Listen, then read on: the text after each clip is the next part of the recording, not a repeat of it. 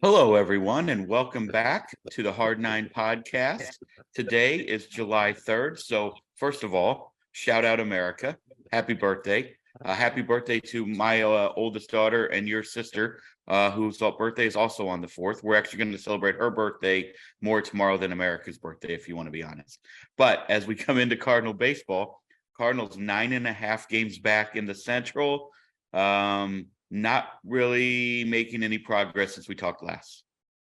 No, I mean, I don't remember last time we talked, but they split. They lost 2 of 3 and they won 2 of 3. So that's the status quo, I think. I don't 1 foot forward, 1 foot back.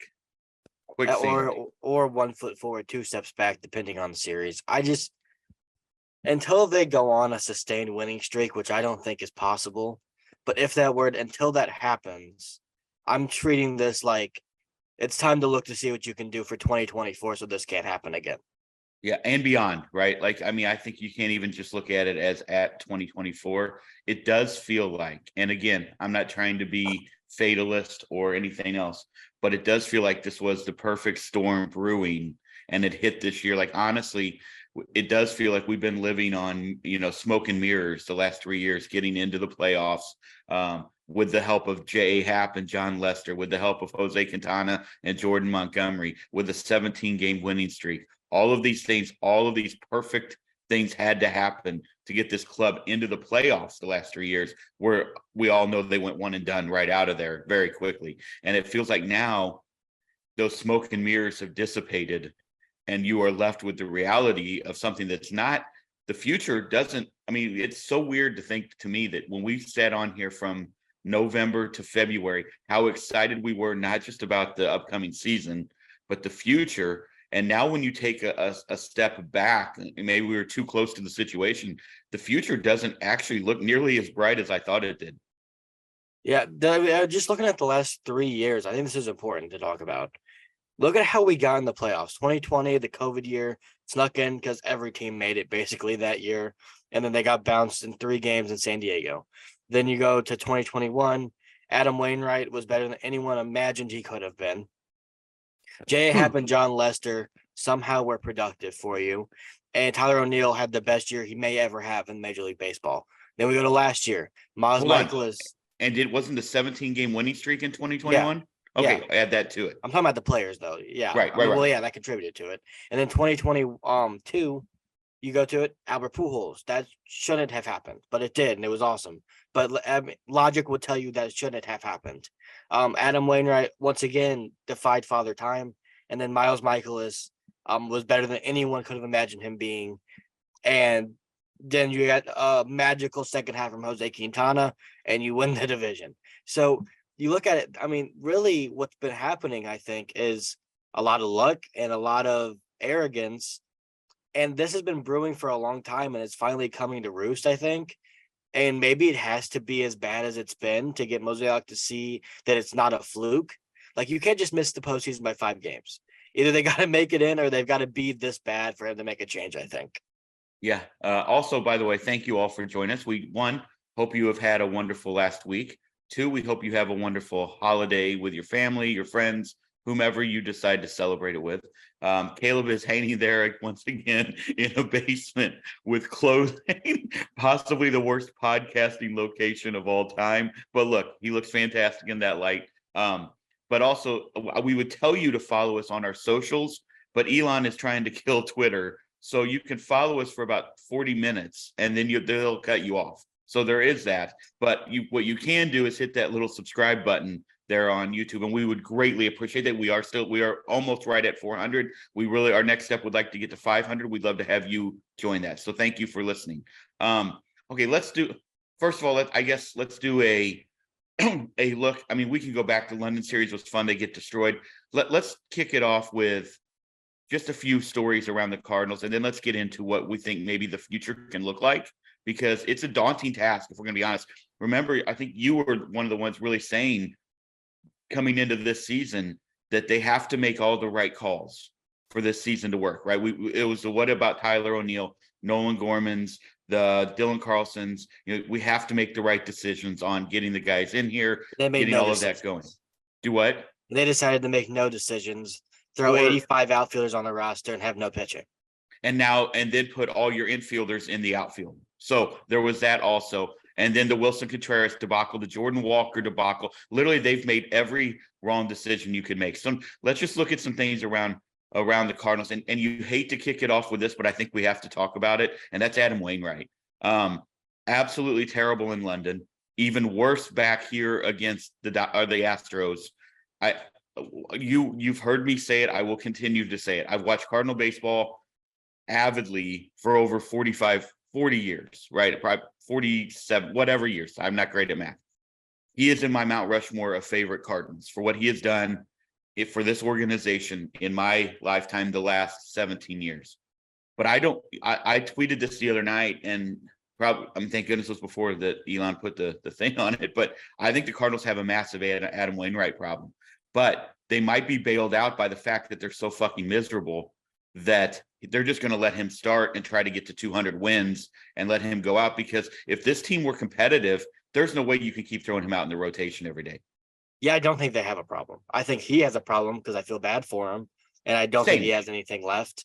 I don't think they have a problem. They suck. Like, here's the thing: if they weren't the St. Louis Cardinals and we didn't have this thing in our head built up that they're always going to make a magical 2006 or 2011 run to just back into the postseason and go on a run to the World Series, if that wasn't ingrained in our brains that this happens almost every other year, it's happened the last 2 years, like we said, and even in 2020 they barely got in. That we think they're still going to make it, we would just be accepting that they are an awful team. Being 14 games under 500, or was it 13 now? I don't even care, is awful. That's like really bad. I almost feel like some Cardinal fans aren't understanding how really, really bad that is. That's a bad baseball team. They don't have an Adam Wainwright problem. 13. They have a whole team problem. The team stinks. He's just a part of it. Like, for me, let Adam Wainwright start every fifth day. You know, if you're going to lose every fifth day, who gives a shit? You're losing every other day anyway. Let him start every fifth day unless he says, I've had enough. I don't want to do this anymore. I don't want to walk off the mound at Busch in the third inning every game, losing for my team. That's when you pull the plug. But for me, like, even if, let's go down this hypothetical of, okay, we pull Adam Wainwright because he's not even close to helping you winning a game right now. Okay, Dakota Hudson, Jake Woodford, Matthew Liberatore, who's doing the same thing Adam Wainwright's doing right now, and he's 23, so I don't know what's wrong with him. Like, who I'd rather watch Adam Wainwright go out there and at least have a chance to do something cool, at least have a chance to get to 200 wins, than I would watch Dakota Hudson throw 85 pitches in the first 2 innings. So I'm just gonna write it out. This is what you've got, and as long as Adam Wainwright's okay with going out there, which I'm sure he's maybe teetering on not being okay with continuing to do this, I'm okay with it. Yeah, I think that's the way you have to look at it. And again, I guess I should have said the Cardinals. I did say the Cardinals have a Wainwright problem, but I also said in that because they're so dang bad, like they're going to get away with it. It was a bad signing. Like, reflective hindsight's undefeated. It was a bad signing, 17.5 million. When you really look at, we both said, hey, we're not at the beginning of the year. I never am going to put anything past Adam Wainwright. But then we saw him throw in the World Baseball Classic, and everybody was like, "Uh-oh." I think you tweeted this week, Father Time is undefeated. There is no doubt that is the case. He's not Rich Hill right now. Unfortunately, it's just been a bad go of. Now let's talk about, you brought him up. I mean, I also tweeted last night, I think we have now reached the time of every Cardinal season where it is might as well start Woodford and Hudson. It's a July tradition in Cardinal baseball. You got Woodford, you got Liberatore, you got Hudson. I don't know what the future looks like for any one of those three at this point. And I'm not talking about for 2023, because as you said earlier, 2023 is a wash. Now it's over. That's the way I'm looking at it. Unless something special happens. Agreed. You know, I'll be watching. I'll be watching every game, and if it happens, I will be very happy. I almost think they need this season to go poorly, but whatever. I think it almost needs to happen just for Mosaic to stop doing what he's doing. But yeah, those three guys you just named, Liberatore, I still have hope because I think we've seen flashes of it. He's got to be more consistent. I don't think he's ever going to be a top 3 in a rotation. You know, he might be a serviceable 4 or 5, and that's fine. If you can develop a lot of those, that's a good thing. Woodford and Hudson, I have zero desire to ever see pitch in a Cardinal uniform again. Fair. Neither of them are good at anything. And I don't want to be harsh. They can be major league pitchers. They are that caliber of pitcher, but they are not major league pitchers in a big role on a team trying to win. And they don't really offer much. I mean, I don't hate either of them. They're both probably good people, but they both throw low 90s. They don't control it much. If they leave it above the shins, it's going to go 450 feet. They're both kind of painful to watch, to be honest. You hold your breath. I think the Cardinals need to stop with all these pitchers that if they're going to be good, it's almost like all luck. Like it's all Right. hope on that they don't hit the ball, through the hole and it goes straight to your shortstop every time.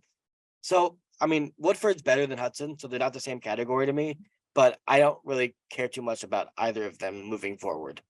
Yeah, well, I think you also hit the nail on the head, and this is where we want to talk now moving forward, is the last 17 years, it feels like the Cardinals going into the season have always been bailed out by a Disney movie, like for the most part, with a few exceptions. Yeah, a lot of times. Like, so whatever has to go right is going to go right. The end's going to be magical, even if they lose on a Ishikawa home run or whatever. Like, whatever happens. That was a good team, though, at least. Right, exactly. Like, you're going to be bailed out by a Disney movie, and that Disney movie has now turned into a horror flick. I think it left without Pujols.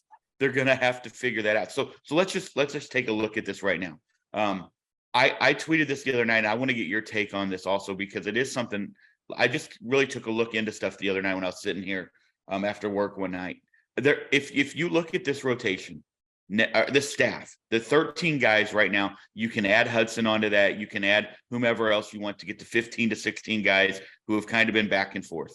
I mean, you're stuck with Miles Michaelis. Let's hope he turns it around and can be a 3. He really needs to be a number 4 next year, to be honest. He'll be a serviceable starter. I think we all know that. Yeah, middle of the rotation. I agree. With more upside. You're stuck with Steven Matz. I don't know what the future looks like with Steven Matz unless they decide to make a Mike Leake the kind of decision, which is possible. They've done it before, where they eat a little contract just to move him on and to move on from that contract. But either way. Can we stay on Matz for 1 second? Because I have since I put him back in the rotation. For who? Liberatore, get him out. Okay. I want to see him make another start, get him back to AAA. He needs to focus on some stuff. There's no point in running that kid out and having him struggle every outing. Get him down to AAA and see what you have in Steven Matz, and see if you can get him to a spot where you feel good about him being your number 5 for next year. Because right now you need him to be in your rotation next year, because they're not going to go sign 4 starters, and they don't have a lot of starters that in the minor leagues that I like coming up next year. I still think Take Hits is a while away. McGravy is okay, but he's not a guy that's going to be in the top of your rotation.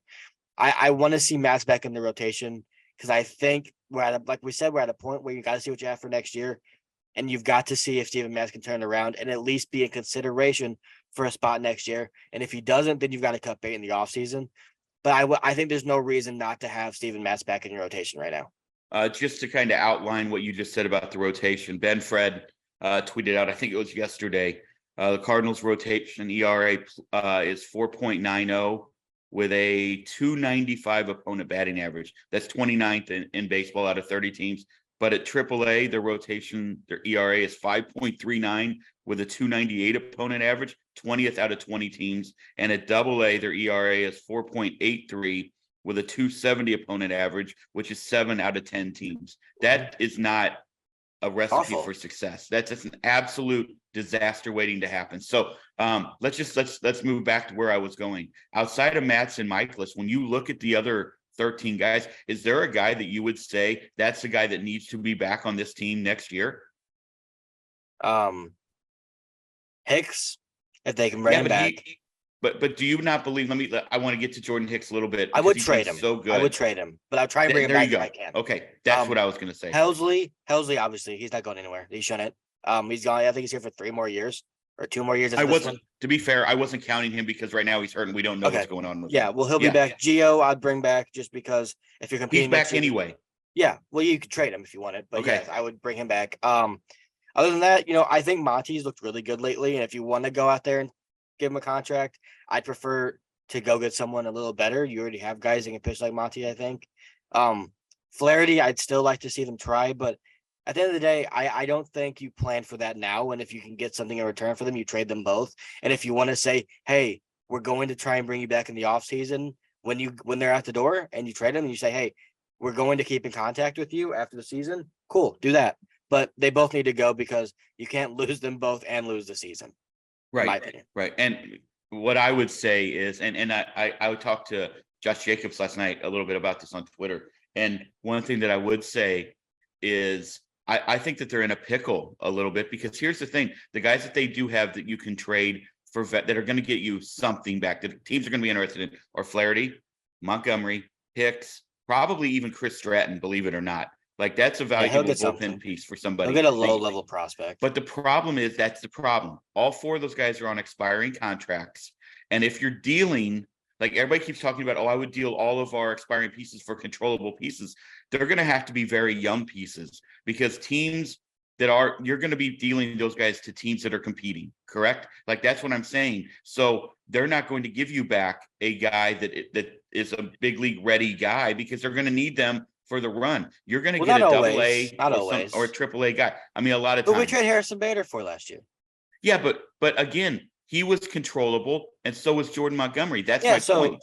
Yeah, I do. I think where you're going to need to go with this, if you're the Cardinals and you're looking to get a pitcher for next year, if that's what you're doing, I honestly think I would prefer them maybe even waiting until the offseason, where they don't have so much pressure of a deadline to get a deal done, which inherently ups the price of whoever you're going after. It does, yes. And you have more teams obviously in on it, and you can just work. I mean, look at the Arenado and Goldschmidt trades. Those could be worked out over 3-4 months at a time, because they had the entire offseason. Okay. But I do think they're going to get in a spot where they're going to have to trade people they don't want to trade. That's where I was going next. I don't want to trade them, but whether that is a Donovan or a Gorman or whoever you decide that you don't want in your core. I'm not saying I would like to keep both of those two guys or Tommy Edman, but you're going to have to make some hard decisions. Lars Nootbaar, Dylan Carlson. Lars Nootbaar is your only actual outfielder on the team that you want to play every day. He's not going anywhere. I just think that the Cardinals are at a point, and I understand what you're saying, but I don't want to trade. Please understand, I'm not advocating to trade Lars Nootbaar. He'd be as untouchable as Goldie. If you're going to get a controllable arm, right? We saw the one controllable arm get traded in the offseason last year. It was Pablo Lopez. He went for a guy who's right now flirting with hitting with 400. We don't have any of those guys on our team that other teams are going to get that are going to get you a controllable arm. Tyler O'Neill's not going to land you that. Dylan Carlson's not going to land you that. It's going to have to be a Nolan Gorman, a Brendan Donovan, or a Lars Nootbaar, or a Tommy Edman. It's going to have to be. I hate it. Don't get me wrong. I love all four of those guys, and I think they're so valuable. But when you look at the free agent market, unless you're going to go out and sign Yamamoto, which, by the way, they should, right? But you're also going to be competing against 20 some other teams potentially for that. And you're going to get Aaron Nola, and you're going to get Sonny Gray or Blake Snell. What else are you going to do? Man. But what I'm saying also is, we know that when you go out and you sign guys to long-term, that's why I said Nola. When you go out and you sign guys to starting pitching, especially to a long-term deal, free agent wise, that's a dart throw, bro. Like, look at what happened with the Yankees. Here's my thing: that look at all these teams that have done it and done it successfully. Like, there are teams like look at the Phillies with Zach Wheeler and with Nola, who they've extended. I know they didn't sign him, but with Zach Wheeler, Kevin Gausman, that's the guy I was on here pounding the table wanting the Cardinals to go get. Yes. And they didn't. They just overlooked him for some reason. You were also on Nathan Eovaldi, to be fair. That's why I hate when I was. That's why I hate when they say, oh, well, all the pitchers we talked to this year were hurt. But what about the year before when Kevin Gausman was there for you, and he's been a Cy Young caliber pitcher now for 2 years for the Blue Jays, and he'd be your number one easily. Like, stop saying about this year. You screwed this up year after year, and that's why you are where you are. They need to go sign somebody. And if it doesn't work, it doesn't work. That's where the position they're in. Like, they're either going to have to give up prospects, which we know they hate, or they're going to have to go pay somebody. Go pay someone. Go pay, Yamamoto. He's probably going to be good. Look at Aaron Nola's going to be good. Blake Snell is good. He's still relatively young. I don't even think he's 30 yet. So you've got options out there. He's 30 now. You've got options. They've got to go make a move. And unfortunately, the sad part is they haven't fixed their pitching development. I do like Tink Hintz a lot, obviously. And I like Gordon Graceffo, but he hasn't taken many steps forward this year like I hoped. It's almost like you're waiting for Tink Hintz, and if he doesn't turn into a stud, you're in a lot of trouble. So they've got to go get I honestly, Like this is almost where I'm at, and I'd like to get your take on this too. I think you have to really toe the line here if you're the Cardinals organization, because the arrogance, you used that word earlier, and I think that is spot on.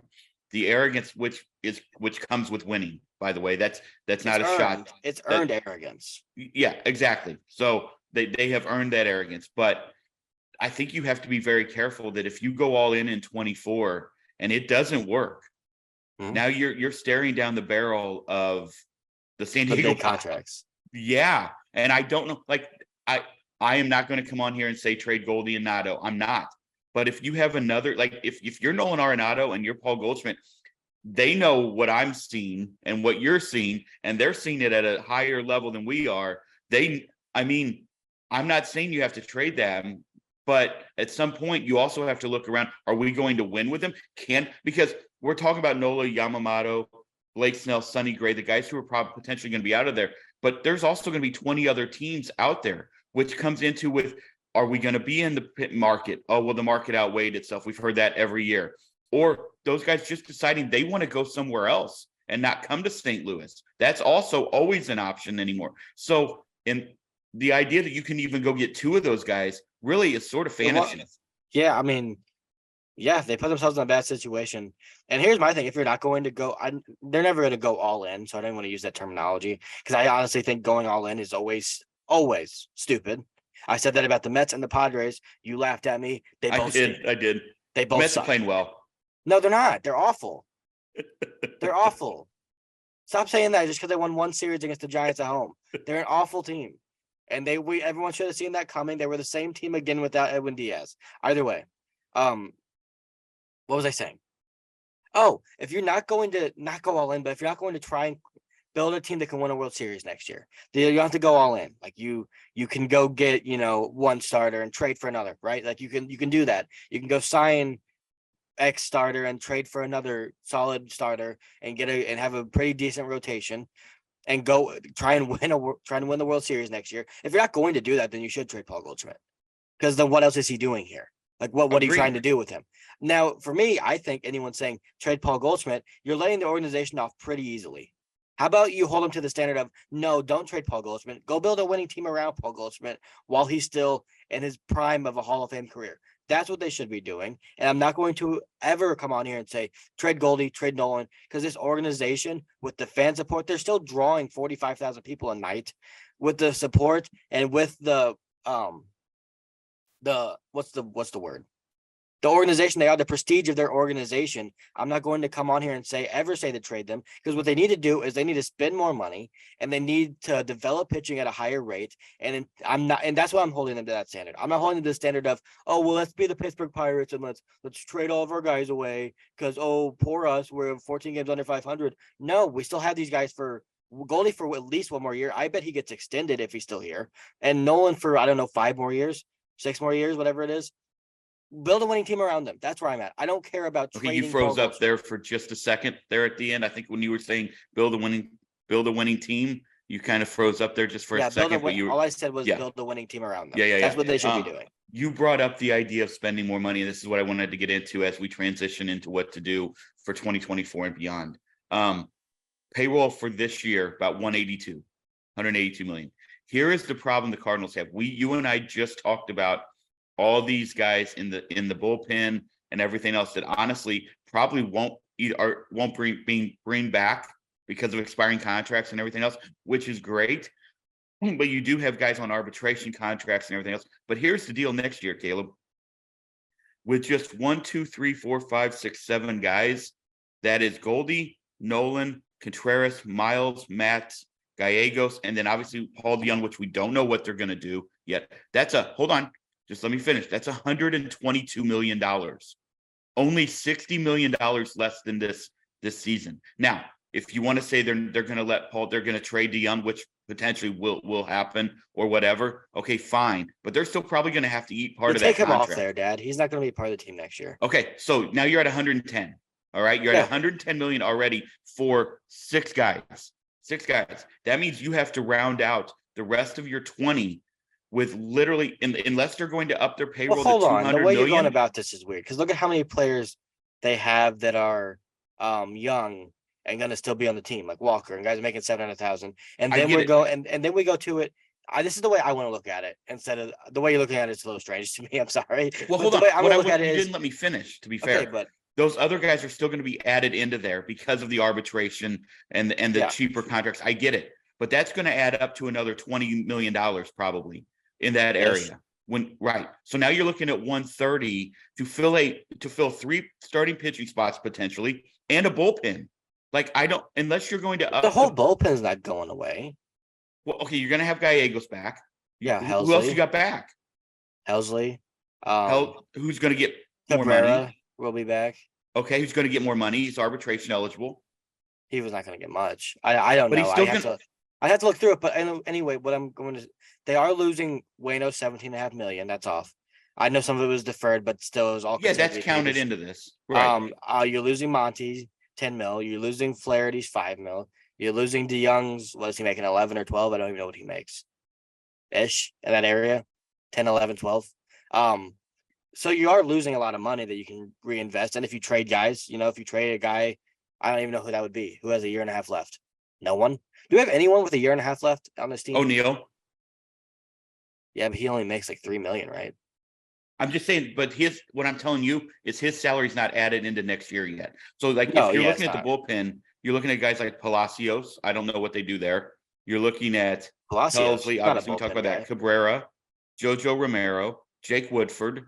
You're looking at Packy Naughton. Are those the Andre Palante, who you probably bring back for sure? Yeah. You're looking at Zach Thompson, who, by the way, I want to talk about that. He has over an 8 ERA since they wanted to make him into a starter. When everyone around seemed to know that guy shouldn't be a starter, he should be in the bullpen. Could have been in the bullpen all year long, but they wanted to send him down to get him ready for 2024. And all they've done is, once again, probably ruined a young pitcher again. Well, let's That's not what it say feels that. like. Let's not put that on Zach Thompson. That's It's kind of not messed Zach up. Thompson's fault. Yeah, but You let's got just say he's ruined for his Liberatore. whole career. Hold on. I Like, want to say it's kind of ironic that they've spent all this time putting their best starting prospects in the bullpen. And the one time they decide to put the bullpen guy in the rotation is the time where you shouldn't do it. How right. tone deaf and stupid.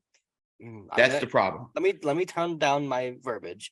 How how out of touch with pitching is this organization? Because it's kind of crazy how far behind they are and how they don't even realize how far behind they are because they've been in this dog crap division for how many years? I don't even know. Since 2015-ish when there were multiple, I guess since the Cubs won the World Series in 16, it's kind of been going back downhill. And they've just found a way to get in, but they haven't realized that they've been so far behind, and that's why they're not winning playoff series. And that's why they're not winning games. And I just don't know if they care or know that's what's happening. Because Mosaic literally came into the year saying we had 6 starting pitchers. He was counting Dakota Hudson as one of our starting pitchers. How stupid is that? Like, how dumb? Have you ever actually, John, sat down and watched a Dakota Hudson start? Just watch it. It'll make you want to tear your eyes out. So it's not good.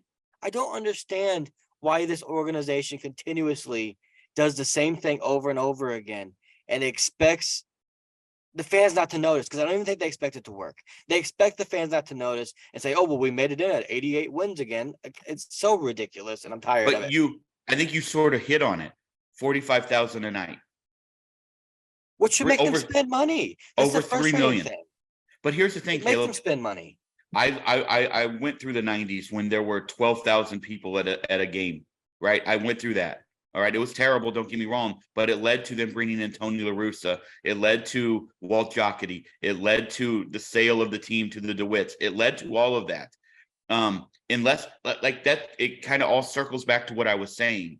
When you have 120 some million invested in 6 guys next year, and then you're going to have all the other money invested in the rest of your guys you have to use to round out the roster. Unless this team is going to go to 210 million next year, which is a $30 million increase from this year, I don't see any way. Trades. Do what? Trade for a starter. That's the way you do it, a cheap starter. But here's my thing. We were talking earlier about how the teams that are buying aren't looking to sell off big major league pieces. There are a couple of teams that you really need to go talk to.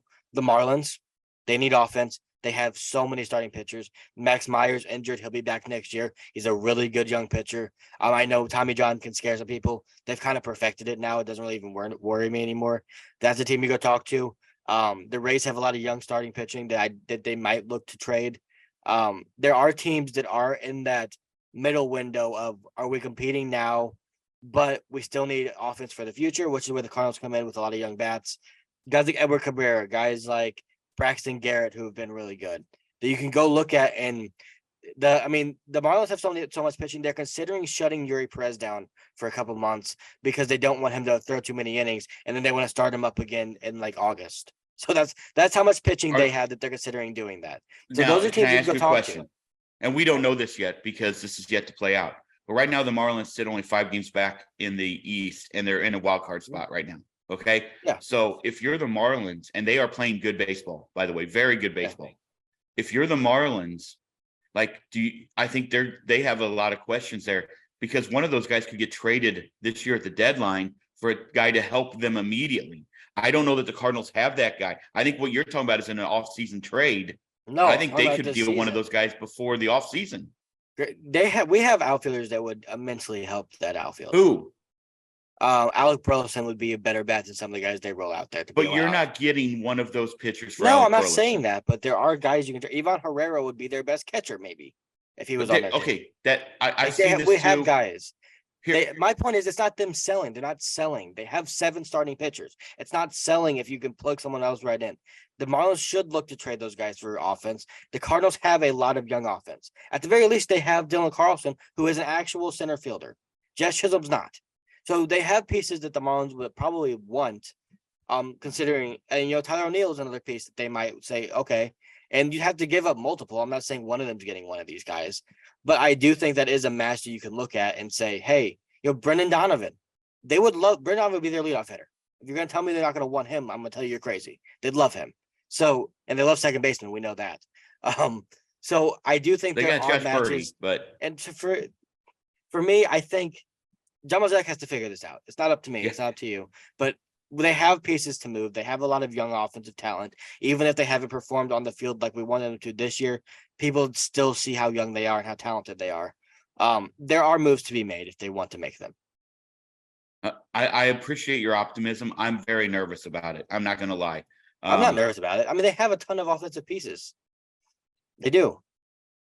Now, you can't trade the wrong ones, but they do have a lot of them. There you go. Boom. I think you just summed it up right there. You can't trade Nolan Gorman, please. Don't do that. Couple other things. Weird about the Wilson Contreras stuff coming out with the Yankees here. Does that came out with the Yankees, right? Yeah. Does that come from Jordan Montgomery? You think he told Michael K this? I doubt it. No. Well, here's what I'm not. I don't want to start. Don't start that rumor because we don't know. Well, that's unfair. Question. I wasn't starting. I didn't say it happened. I was asking. Like, here's if you want. Look. If you want to logically tie the pieces together, there's a guy in our clubhouse who is in the rotation, who is still incredibly close with all the guys in the Yankees dugout. That's all I'm saying. I'm not accusing anyone. To be fair, there's also a guy in their dugout that's also incredibly close to everyone in our dugout. That is fair also. So we have no idea. That's the answer. Okay, so let's go back to the original question. We now with PitchCom can always be problems. Let's explain it because people might not know what it is. Okay, go ahead. So apparently Contreras was calling pitches that weren't in the pitcher's repertoire, which to me, I don't think he meant it this way, but it'd be really funny to me if he was up there and Steven Matz was just throwing and he was like, damn, he's giving up 5 runs again. And he was just like spamming knuckleball or something just to try and get him to do something that would work. Like, I mean, it did it made me laugh because of how bad the pitching's been, that Wilson was trying to find pitches that they don't even throw to hope something would work.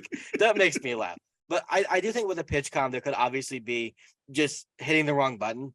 Agreed. Also, new team, learning everyone's repertoire. I get how that could happen. Shouldn't happen, I don't think. It's not a very good look. But it does also maybe give some merit to why he took a little bit of a break from catching, that he did that more than once. Of course, you're going to say, all right, let's take a step back. You need to learn these pitchers. Like, this is not working. Right. So I do think more stuff that's come out has kind of defended the organization's decision to remove him for a little bit. But I don't think anything that can come out will ever defend the way they went about, one, portraying the situation, and the whole media scrum, doing it right before they went to Chicago. Every way they handled it was awful.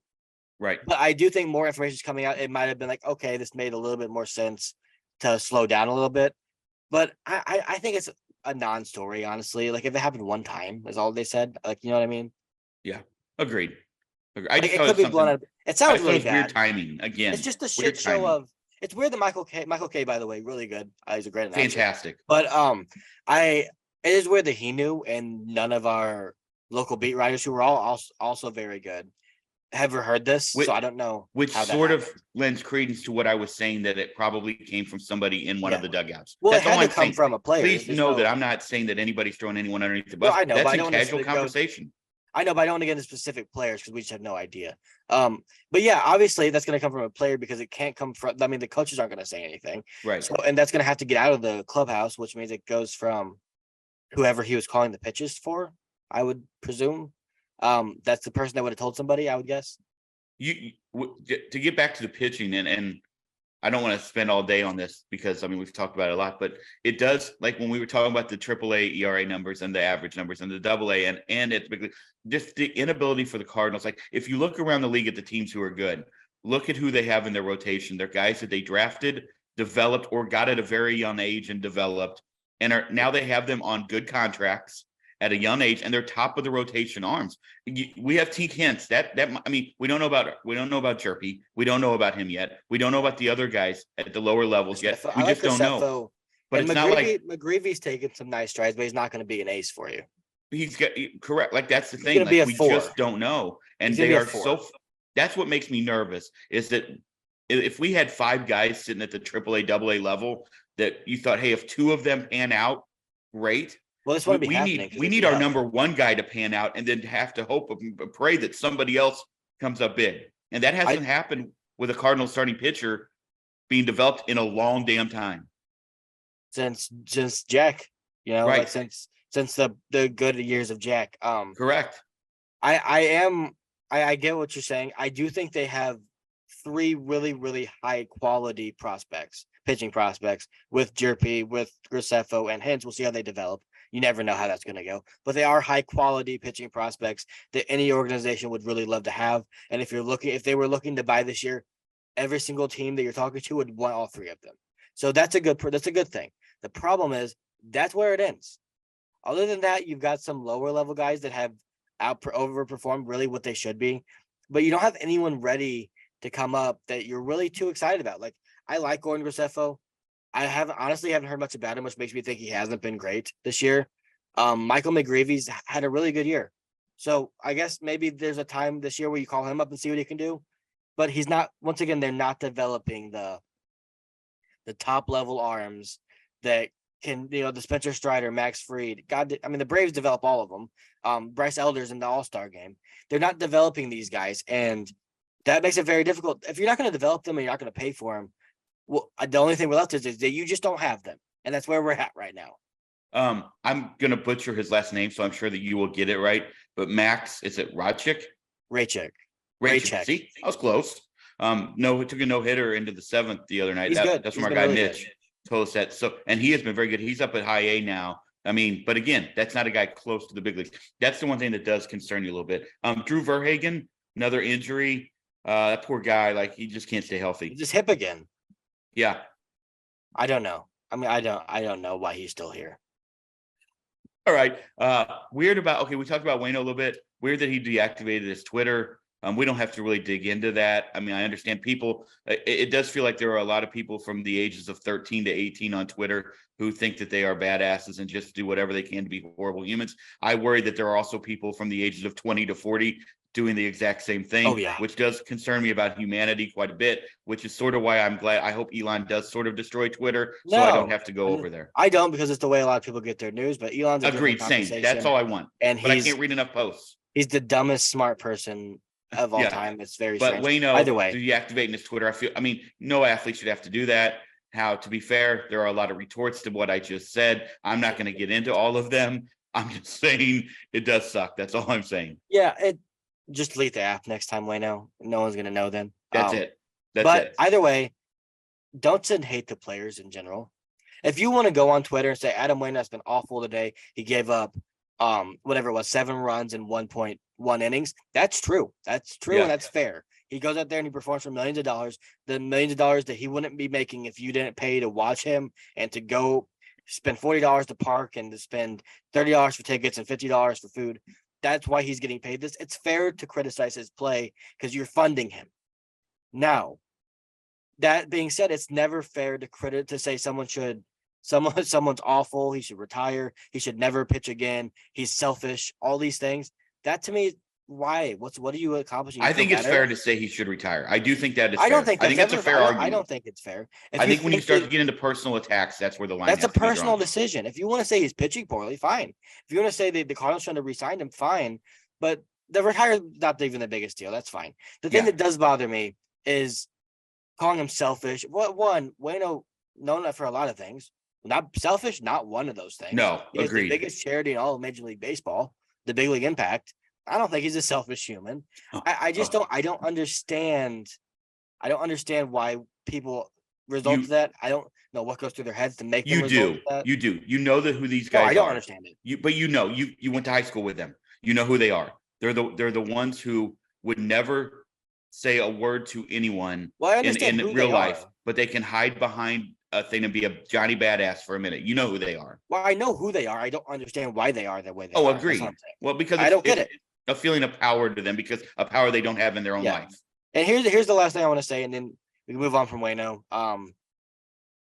I will always have a ton of respect for Adam Wainwright. I will always love Adam Wainwright, no matter if he ends up with a 17 ERA this year and he pitches every 5th day and doesn't get out of the 3rd again. That's not going to impact my view of Adam Wainwright. It is very sad that this is the way the season's going for him. I'm sure not anything he could have imagined, one, with how the team's played, and 2, with how he's played.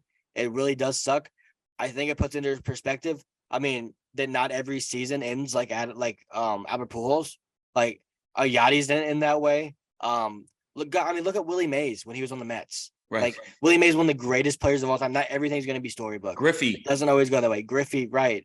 Well, he did come back and hit a home run in his first at bat in the new but you know what I mean. But yes. It's not always going to end the way the Albert Pujols has ended. In fact, that's why that was so special. That's why you should have enjoyed it, because it almost never happens. So Ozzie lost his spot to Royce Clayton. So we saw that happen. I mean, Bob Gibson got taken out of the rotation his last season and then just walked away from the field and never came back. Like, it's not always going to. My hope is, the last thing I'm going to say about Waino, my hope is he gets to 200. That's my only hope for the season. To be fair, that's all I want to happen now. The rest of the season, I just want him to get to 200. Yeah, and also, Ollie, if you're listening, which you aren't, but if you are, if Waino is doing great and he gets through 5 and we're winning, pull him. Can we pull him? Can we pull him? For who? Chris Stratton? And get him the dub. Waino in. Let Waino finish it. Here's what I want to see. I don't know if this is going to happen. I don't know if it's possible.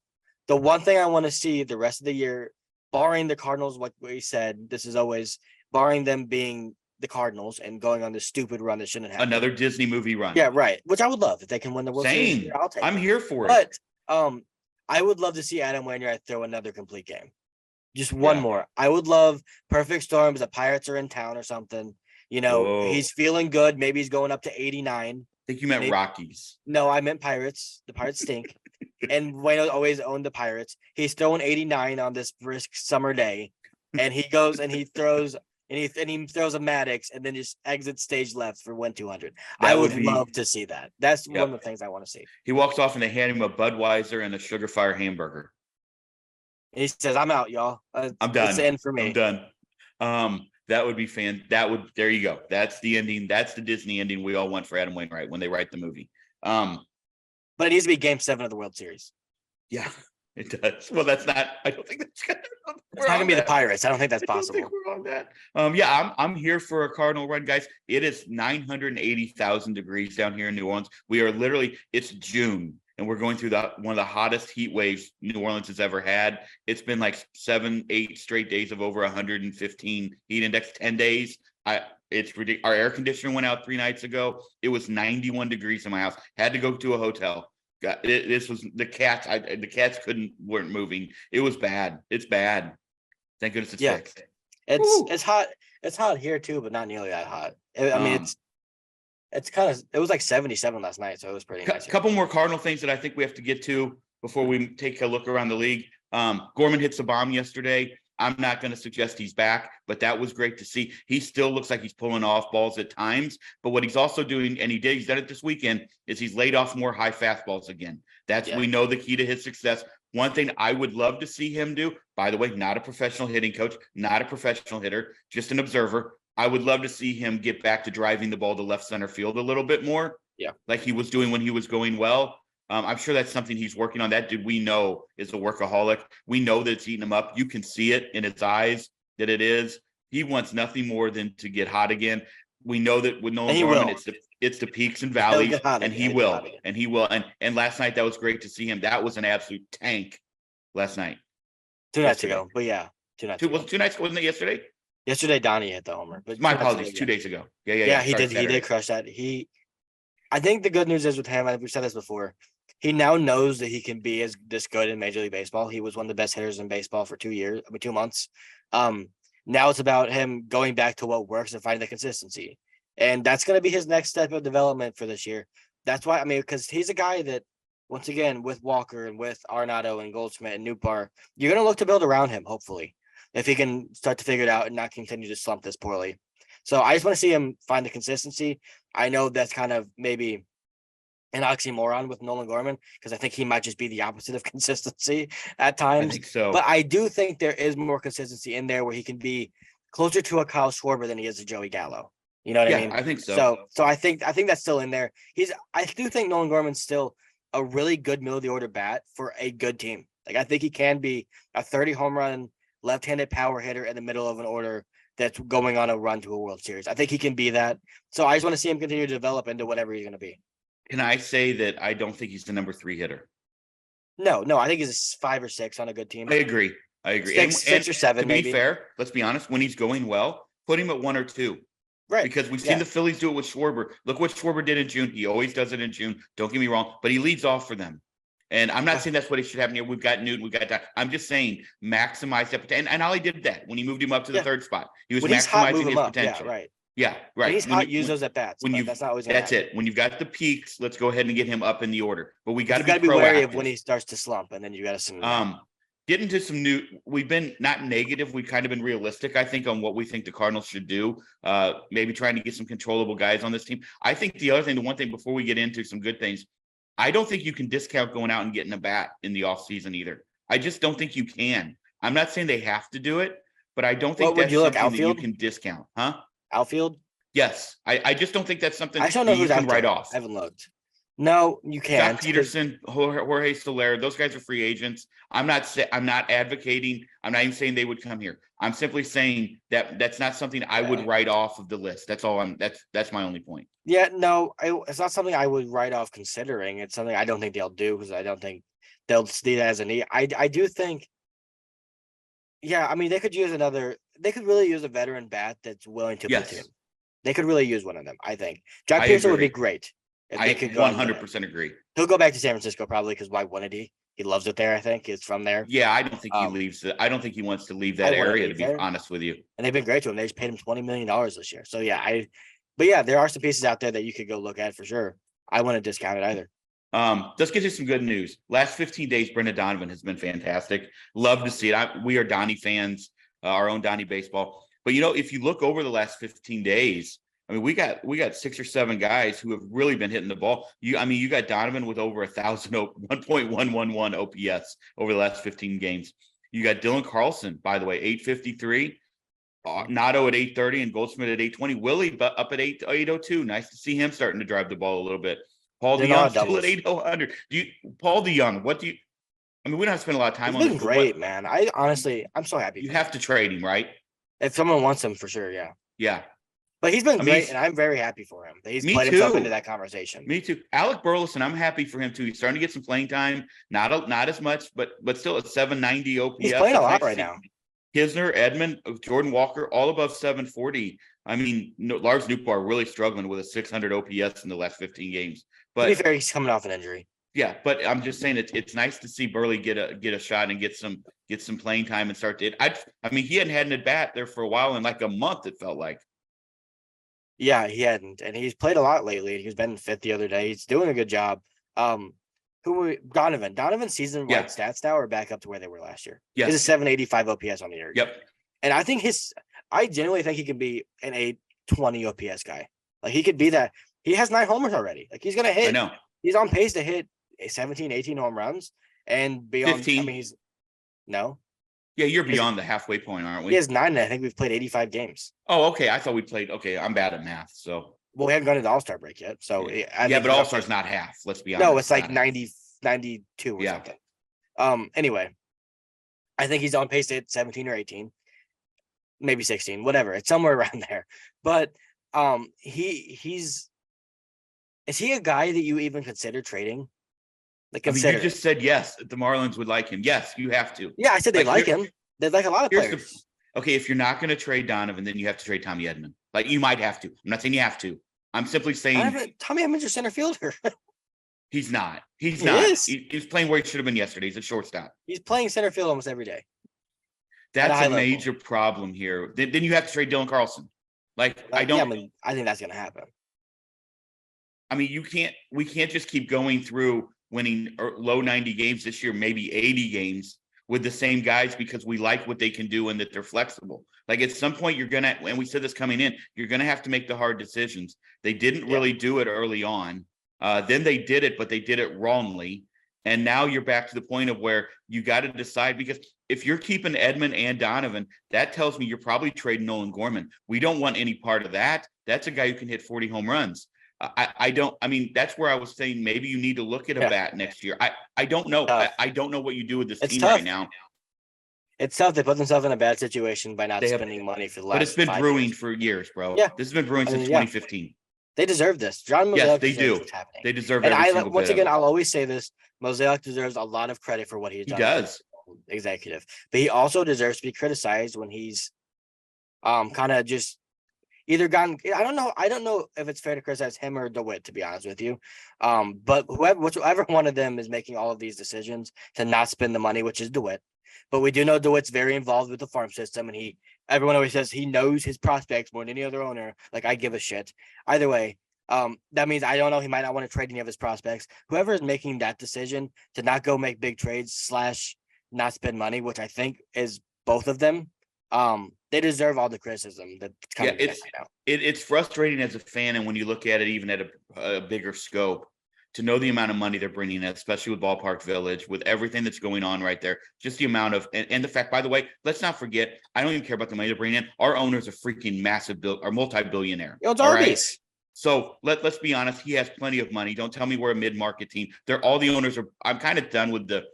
One of my buddies at a bar we go to here, bartender there, Charlie, said, "Mike, I'm done with saying mid-market teams because all the owners are billionaires. So don't tell me you're a mid-market just because you're not getting the TV money. Don't tell me you're a mid-market. You're owned by a billionaire. Is a low-market owner, right? Like, and look at his roster. Yeah, here's what I was going to say. Bad, but it's rich. Right. That's it. Like when you look at it, you really missed out on peak years of Max Scherzer when you could have signed him and he wanted to come here, but you didn't sign him. You missed out on maybe the deal of the century at $26 million a year with Bryce Harper, who was interested in coming to St. Louis. That was $60 million, $55 million. You could have had Harper and Scherzer on this team Scherzer since 2016, and you would have Nationals. That's what I'm saying, because you didn't want to spend money because you had Randall Grichuk, Tommy Pham, Steven Piscotty, all these other guys, and then they traded him. It was Dexter Fowler. And I remember the article that said Cardinals backing Dexter Fowler by not going after Bryce Harper. What that'd be like me saying Cardinals backing Andrew Kisner by not going after Wilson Contreras. How does that make sense? Are those the same players? No offense, kids. When you look at that, those were two. That's $60 million roughly that you would have had those guys. And even if you give Max what he's getting now in the $40 million range, that's still $65 million. But instead, we spend it on all these other guys. That's terrible mismanagement of an organization. Terrible. Yes. I mean, it's a litany of, and to be fair, we missed out on Harper, who is generational Hall of Famer, no doubt in my mind. But we did end up getting Arenado. We did end up getting Goldschmidt. So they did go get stars. They didn't get that star, which would have been. I think what you're missing is my point is they could have had Goldschmidt, Arenado, Harper, and Scherzer. That's my point. You could have. Yeah, and we could with honestly a payroll not. What I'm saying is with honestly not a payroll much more than what we have right now. Yeah, I mean, if you look at the other contracts, they could have not signed. I mean, Right. I mean, put it this way: you take Matt and Wayno off your payroll. That's $29 million. And Contreras, to be fair, I love Willie, but you could have gone Kisner and Herrera and just bit the bullet at catcher with guys like, I mean, you could have. That's what the Mets did with Alvarez and those Yeah, guys. I mean, it is fair to say Wilson's been actually pretty bad this year. Pretty bad. Yeah.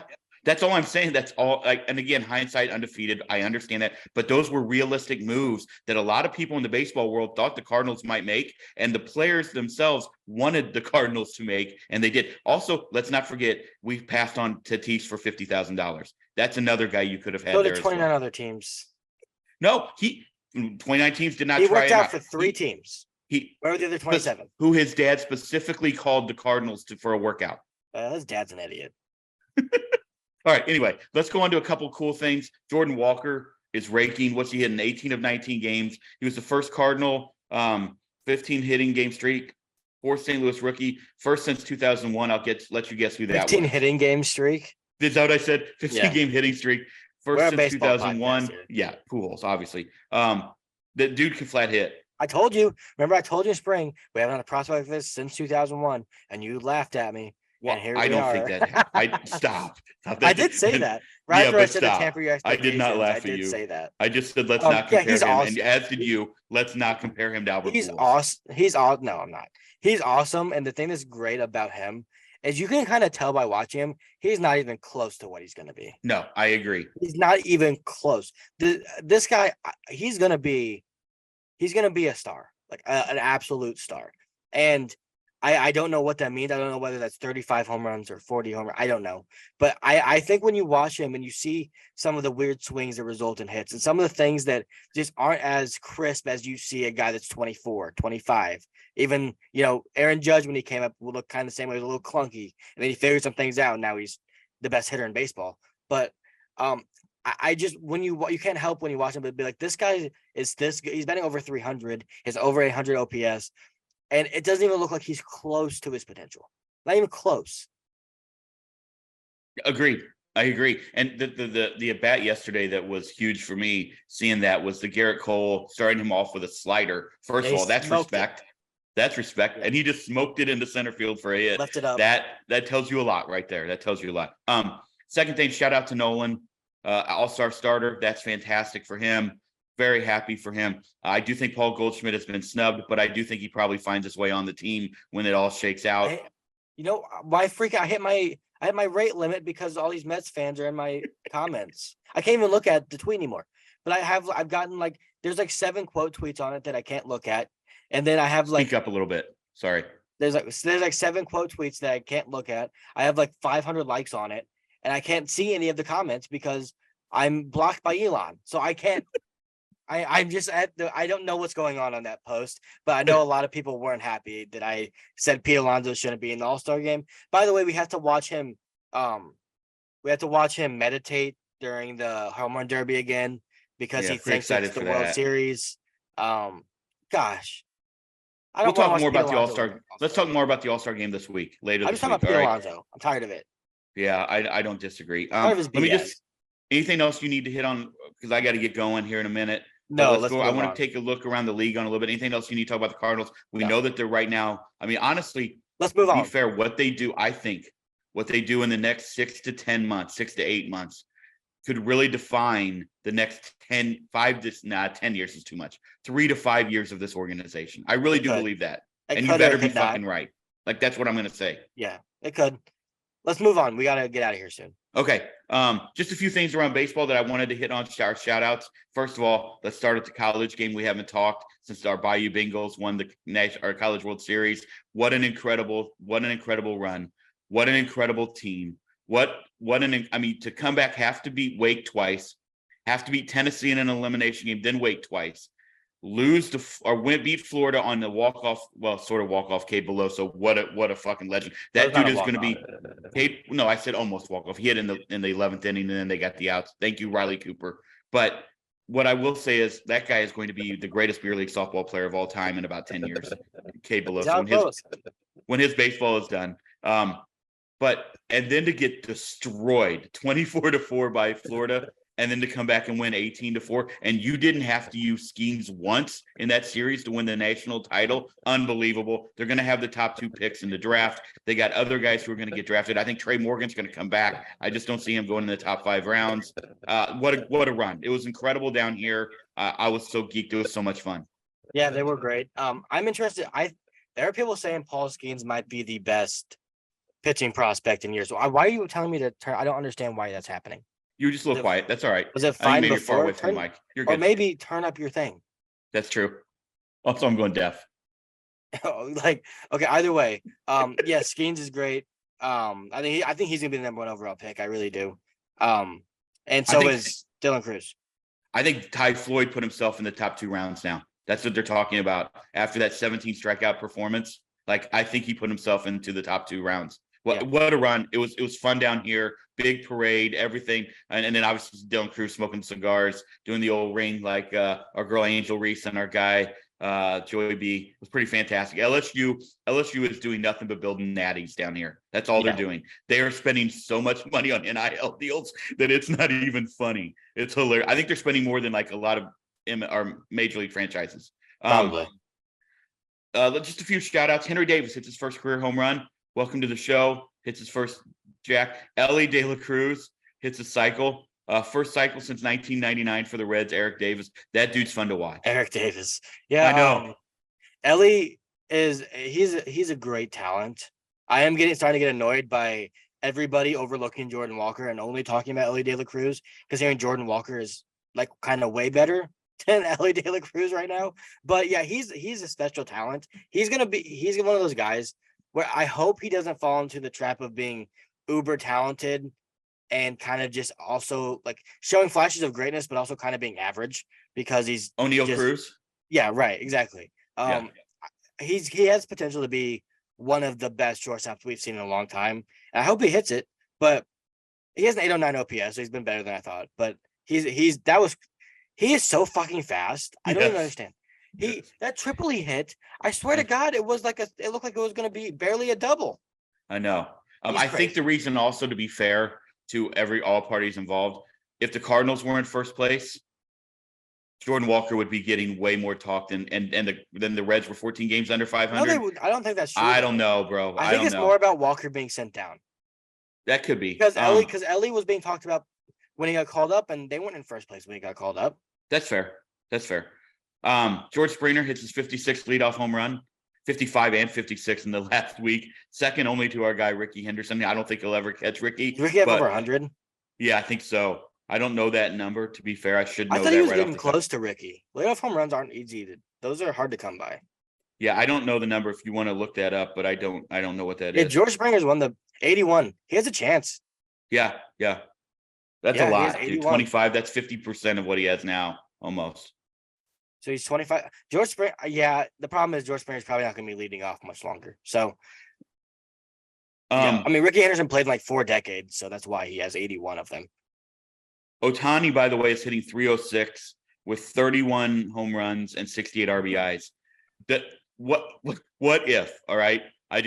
What if he wins the Triple Crown? He leads the league in strikeouts with a 2-something. Like, I'm saying that. It's a good thing that Rise isn't in the net. American realistic. League. They said, so I saw a report that said 11 years, 660 for Ohtani. And I don't remember who tweeted it. So my apologies. And somebody said that's way too low. No, that's not too low. That's probably about right. That was it was a major league exec who said that's too low. Major league execs are jokes, the way they talk. But anyway, what if Ohtani wins the Triple Crown? Here's the thing. Here's what may have happened. He may have said, okay, so I pitch and I hit. And I didn't win the MVP because Judge hit 62 home runs. All right, I'll just hit 62 home runs and pitch. Because that's what he has more home runs right now than Judge did at this point in the season last year. Yeah. And he's pitching at like a 3 ERA clip. I saw someone say tired Luis Arraez 400 batting average, tired Acuna 40 and 80 season or whatever, and then said wired, and it was Ohtani 60 home runs, 200 strikeouts. He's a freak.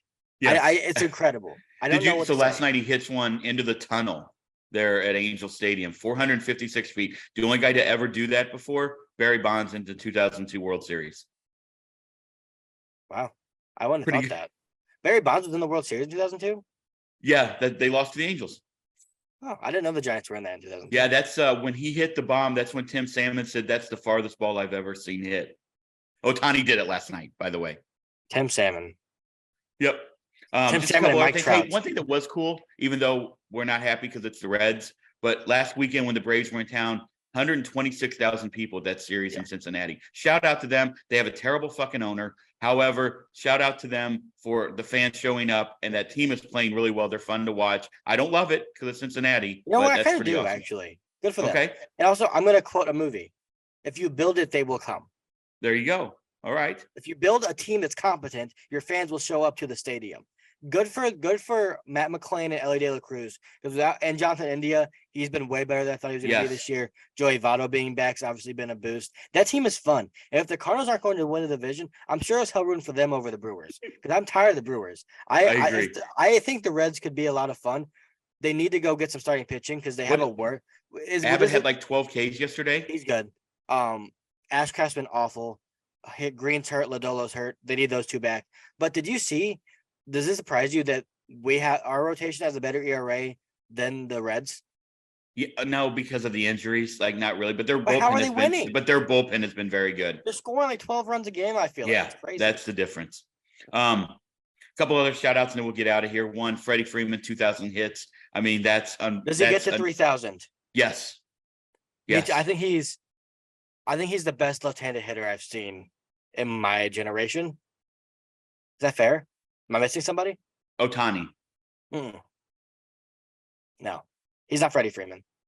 He's not. I mean, he goes through spurts, but he's not. Freddie Freeman's consistency. Joey Votto's on that list. Joey Votto, on that list. Those two. Those would be the two. Because I think they're both going to get in the Hall of Fame. But Freddie Freeman, first ballot. I have never seen it. One, he kills the Cardinals, so maybe that's why. But he is so consistently great. Do you remember? He was in his last year in Atlanta when they went on to win the World Series. Obviously, that homer he hit off Josh Hader. It was like a slider on the first pitch. He just hammered it up his opposite field. And that's why I was like, this guy's like the best left-handed hitter I've ever seen. Because I don't know anyone that can do what he does consistently. But yeah, I think he's gonna get 3,000 as well. He might be the only hitter currently hitting that I have faith in getting the 3,000. Yeah. I would say Altuve, but he has injury problems. Yeah, Altuve's the other guy that'll probably get there. I think he's gonna get close. Yeah. And then finally, like I said, we'll talk about the All-Star game next time. Let's do that. All right. Because or at least next Sunday we can talk about it. Yeah, that's one of our favorite things. Is the All-Star game. But Jackson Holiday, if you haven't paid any attention, he's going to be playing in the Futures game. I think that's either Thursday or Friday night. I don't remember when they play that.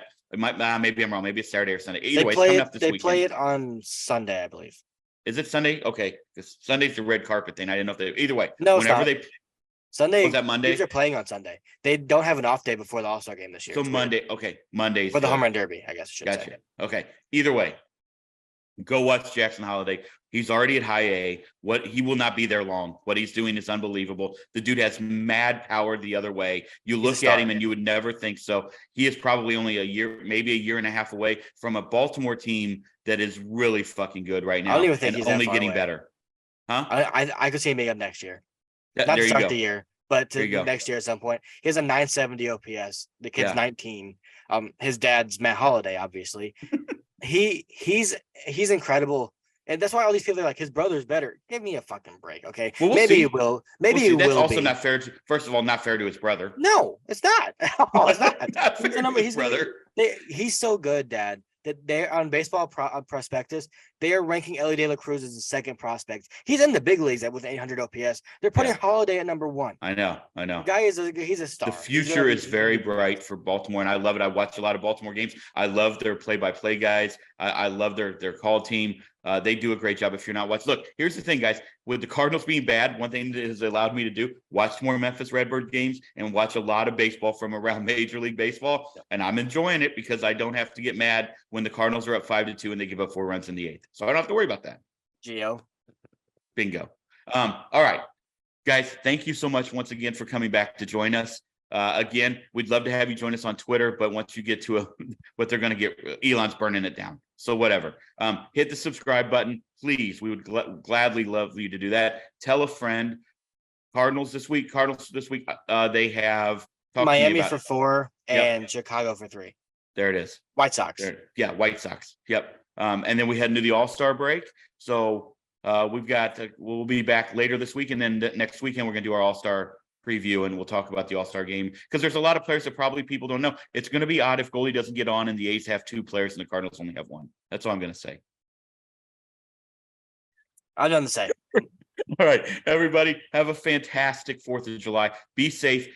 We would love to have you come back and join us on our next podcast with all your fingers and toes intact. So be careful. The generators go outside the house. The fireworks go a little bit farther away. Make sure you have a longer fuse. Don't pound 40 natty lights and then light the fuse. Probably doesn't work out well. So everybody be safe. Enjoy it. Hopefully the Cards win. We'll talk to you soon. See ya. Go Cards.